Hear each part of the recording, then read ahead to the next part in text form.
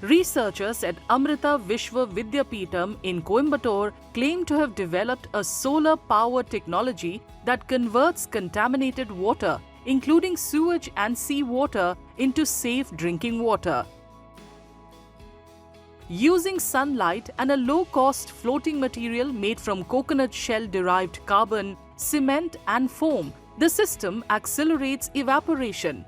The resulting water vapor is condensed into clean drinking water, leaving salts, pollutants and other impurities behind. We are actually developing some interfacial solar evaporator to evaporate the water. Now, after evaporating the water, we can condense the water. That evaporated water we can condense and we can get a pure water from impure water, or we can generate a pure water from the seawater. So, if you keep a water in direct sunlight, water can evaporate. But that evaporation process will be very slow. What we are doing, we are putting some nanoporous layer on the top of the water. So this nanoporous layer actually harvesting the solar energy, the energy coming from the sun, and they help the water to evaporate from the water surface. The filter-free technology offers a cost-effective, sustainable solution that can produce several liters of clean water each day under normal sunlight. Researchers say it could also help treat industrial wastewater and reduce sewage residue. இப்போல்லாம் பல factories எல்லாம் வந்துட்டு இருக்கனால அந்த ground வாட்டருங்கிறது ரொம்ப damage ஆகிட்டு இருக்குது.